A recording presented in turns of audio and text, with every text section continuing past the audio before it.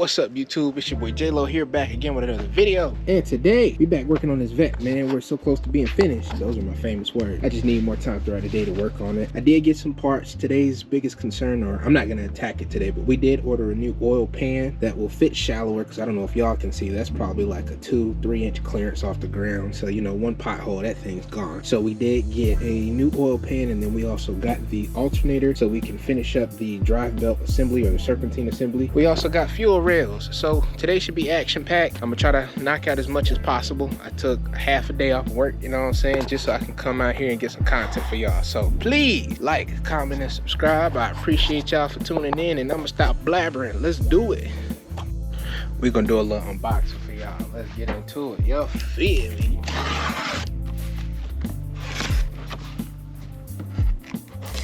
It kind of look like drugs in there. Can y'all see that? My Amazon packing like that, man. This is the power steering pump. Pulley. We also got a power steering pulley pump pulley. I actually couldn't get the factory one off of that other bracket. Didn't really feel like putting too much effort behind it, so this is just the pulley for it, and then the actual pump is also in here. It's the billet fuel rail. Looks pretty high quality, what you'd expect. You know what I'm saying? Everything you need. This is the power steering pump. That boy. We got the C5. Oh, trying to take it out so I can show y'all. Got y'all this right here. It's that C5 styled power steering pump. So you know what I'm saying? They got the pump and the pulley. Got a lot of stuff for y'all today. You know what I'm saying? Big shots out to Amazon too. Keeping a brother like me going. This right here is the alternator, a premium alternator. Oddly enough, that still looks like a really big alternator. It's supposed to be smaller than the one that's on there, but it still looks kind of big. So, then I got a big box. See what this big box is. And we got the oil pan gasket here. Oil pan, it came with a pickup tube as well, significantly smaller than the one that's on there now. So this is all the parts I got. We need to get to work and crank out as much as this as possible. We're not touching the oil pan today. The rest of this, we're gonna try to get as much as we can installed. So let's do it. As y'all can see, this alternator does appear to be just a little bit smaller than this one. Looks like the mounting holes for it is a little more accessible as well. We're gonna still try to test fit it and see.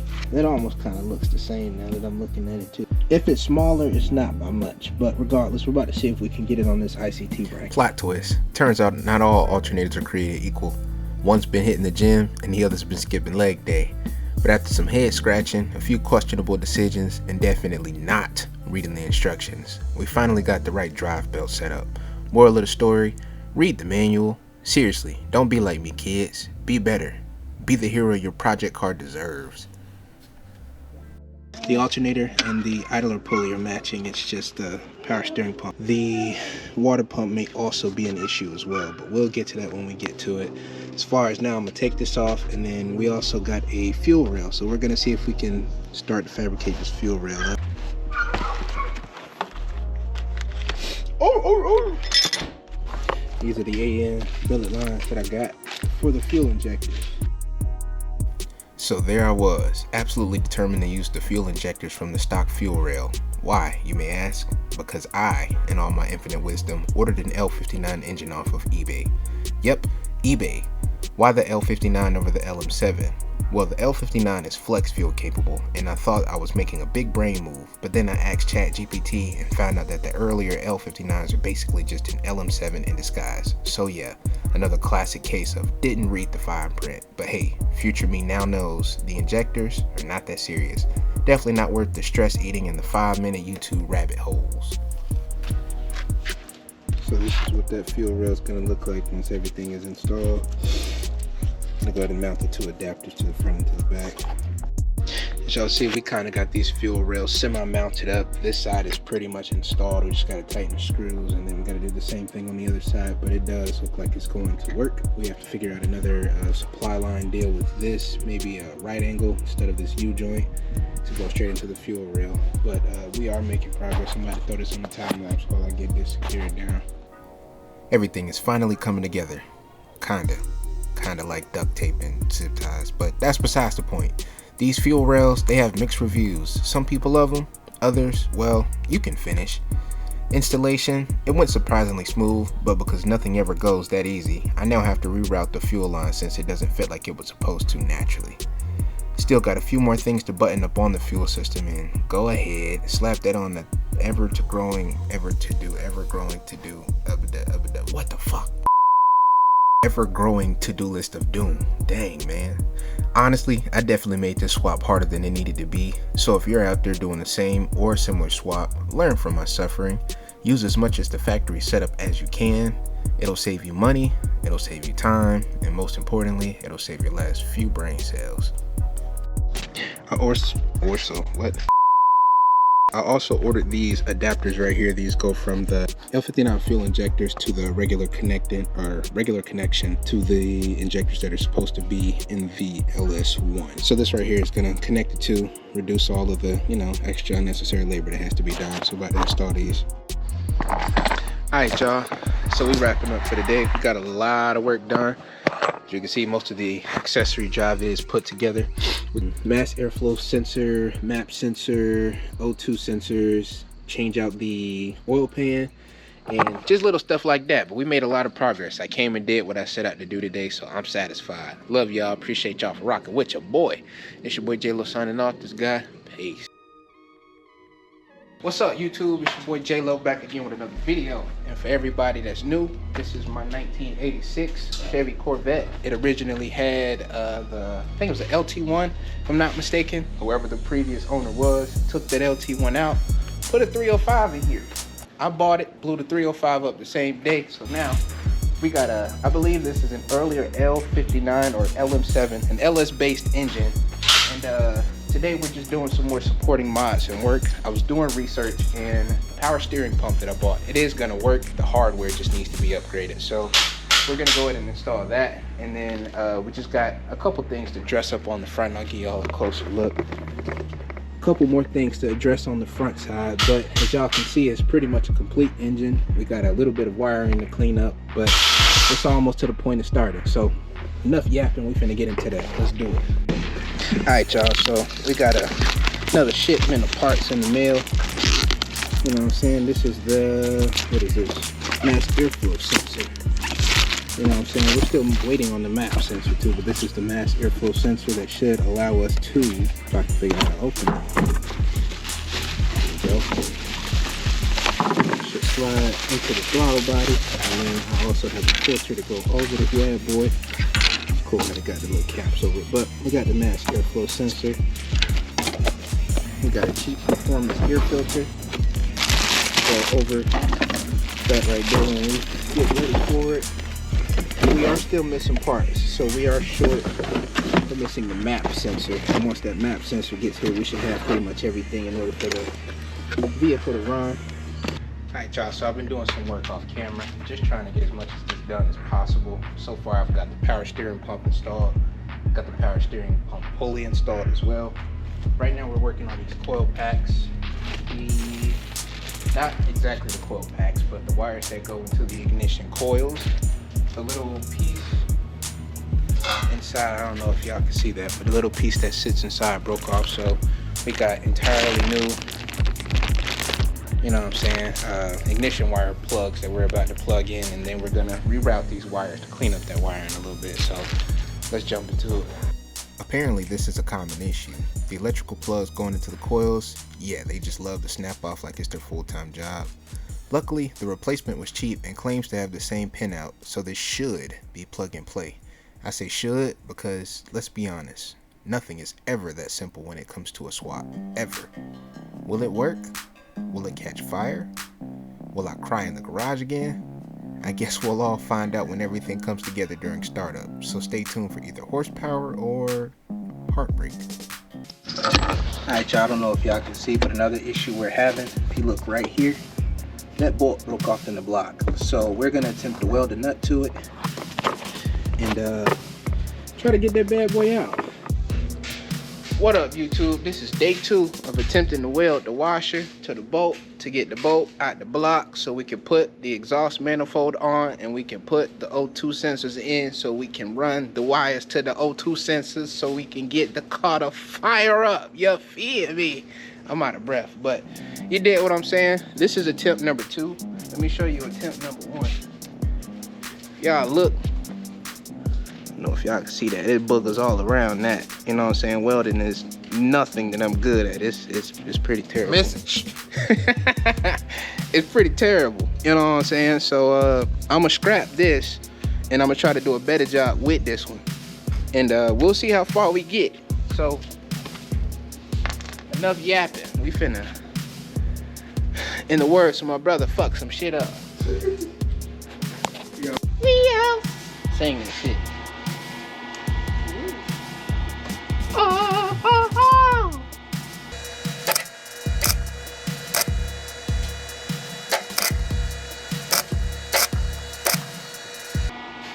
But when I tell you I can't see jack shit. Me no Chinese, me Japanese. Bitch, this is America. Mr. Ray. Hey, all you people. As previously mentioned, welding is not my strong suit. I've only tried it once before and yeah, it was a complete dumpster fire. Naturally, that failure gave me the confidence to try again and surprise, we've achieved identical disaster levels. Absolutely pitiful. At the time of this recording, there are still sheared off bolts chilling in the block like they pay rent there. I'm not saying this swap is breaking me emotionally, but what I am saying is that I'm Googling therapy after this. Quick tip, before you hulk out and start yeeting tools across the garage, just switch to something easier. Seriously, pick a less rage-inducing task, take a breath, maybe even pet a dog. You'll save yourself a meltdown and probably a broken window or two. Alright y'all, we taking a break from that welding.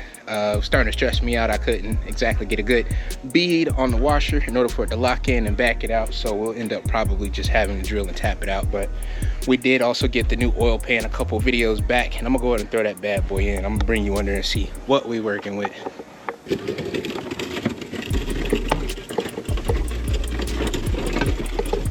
As y'all can see, this is the lower frame of the vehicle, and you can see this oil pan right here hangs well below, maybe about 7-8 inches. I don't know if the camera's picking that up well, but this is about 8 inches under that bottom rail, and this is obviously a concern. If I had a pothole too hard, this whole oil pan is coming out. So we're gonna go ahead and drop this one. This is the factory one that came out of the 5.3, and put in, I believe this is a Camaro style pan with the different pickup tube. So we're gonna go ahead and do that. How y'all doing today, man? You know what I'm saying? It's a beautiful Sunday. You know what I'm saying? I'm under the car, trying to make my dreams come true. That's it. That's all. How we all? How the kids? You know what I'm saying? All that good stuff. Ugh. I previously said switch to something less rage-inducing. Well, changing the oil pan, yeah, that's the complete opposite of a brilliant advice. Turns out the subframe was covering the bolts like it was hiding government secrets, so I had to bring out the big guns. You know it's bad when your easy task needs power tools and emotional support. Can I put my balls in your jaws? Balls in your jaws. Can I? I had to throw that part in there because the delusion was definitely starting to kick in. You know the moment when you're too deep into the project to turn back, but you're also too broken to go forward? Yeah, that. I ended up having to lift the entire engine out just to get to the 2 bolts at the front of the oil pan. So what should have been a nice clean 1-hour job is now a 2-hour saga complete with mild existential dread. At this point I could have edited a YouTube video, walked the dog, and still had time to question my life choices. But we gonna get it done. As y'all can see, man, it got serious. We had to get the motor hoist back out to lift the engine. I couldn't get the 2 front bolts on the oil pan off, so I had to lift the engine up. I'm gonna go ahead and take these 2 bolts off, and then, you know what I'm saying, go ahead and swap this oil pan out. I'll let y'all sit back and watch. Even with the engine lifted, these bolts are still holding tight like secret agents, impossible to reach. Next time, I'm calling for reinforcements, and maybe a flamethrower, because why not the bigger go home? You know what I'm saying? I fought that oil pan for like 2 hours, but we got it out. Definitely took long enough. I'm tired, but all we got to do is change the oil pickup tube, and here's the new jammy, and it looks good. It's clean. I got to go ahead and swap out this pickup tube though. So let's jump to doing that. This is just a comparison of the two. So you see, it's about a 4. I think I'll say 4, maybe about 3.5 inch difference between the two oil pans. But let's get to this pickup tube. Alright y'all, so it's been about another 2 hours. Well, I say about an hour. We got the oil pan. Let me see if we can go around and get y'all a shot. You could see it a little bit right there. But we did get the low profile oil pan in, so we're good there. We got to drop the engine back down, slot the motor mounts back in, and we're still chugging along. We got to order a belt. We have to get the lines, top and bottom, for the thermostat. We're gonna cap that off. We got to do the power steering lines and then run the rest of the wiring harness around to finish things up. I did also get the ignition coil wires, because these, as you can see, are, where is it? I don't know if any of these broke. Like, yeah, this one broke. You can see it's like frayed and crappy right there. So I ordered a whole new harness for those. And these are just the extensions. We're gonna run this behind the mounting bracket for the coils and clean that wiring up. We got to run wires to the starter. I did get the starter installed too, so we're making progress. Like I said, it's taking longer, but today I'm pretty satisfied. I got a lot of the stuff that I set out to do done, so no complaints here. We're about to go ahead and drop this motor back down and re-secure it. If you made it this far into the video, I seriously love and appreciate you. You're who I do this for. Now, as far as the engine, I've taken it out so many times that I know it like the back of my hand, which is a good thing, because if a rod decides to launch itself into low orbit, I'll have it out faster than you can put down those chips. Yeah, I'm talking to you, big back, and hit that like and subscribe button. I'm seriously that fast. I also was able to find this diagram on Amazon where I bought the connectors from. Last video I didn't know exactly how to do it, but we got the diagram, so we're about to go ahead and run this wire under the coil pack. So we'll clean up this wiring, and then all we got to really do after that is get those bolts out. We got to drill and tap those bolts that's stuck by the exhaust manifold. And yeah, man, like I said, we making progress. I'm gonna go ahead and slap these on.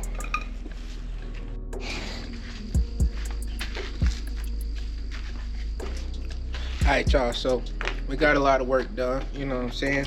I'm over here enjoying some Panda Express. Shout out to my brother, y'all go check him out. You want to see that right there, you know what I'm saying, get finished. What you had to say? We on the way, bitches. Just wait on it. We on the motherfucking way. You heard the man, loud and clear. And indeed, we are on the way. The last major thing that we got to do is this. Like I said, I repeated it like 4 times in the video. Get that exhaust, get the bolts out of the exhaust manifold holes. Once that's out, we got the oil pan changed. We got the fuel system just about done. We got to, measure and size a belt. So we can throw a belt on here, and in theory, it should be ready to fire up. Once those bolts come out of the exhaust manifold holes, I could plug up the O2 sensors. We have the MAP sensor, mass airflow sensor we got to figure out as well, but all of that can be done in a day. Shout out to that. I got no complaints. I'm happy with the work that we've done today. I used the whole day to be productive, so no complaints at all. I love y'all. Appreciate y'all for rocking with your boy. And this your boy J Lo signing off, this bad boy. Peace. Okay, so make 'em run it back.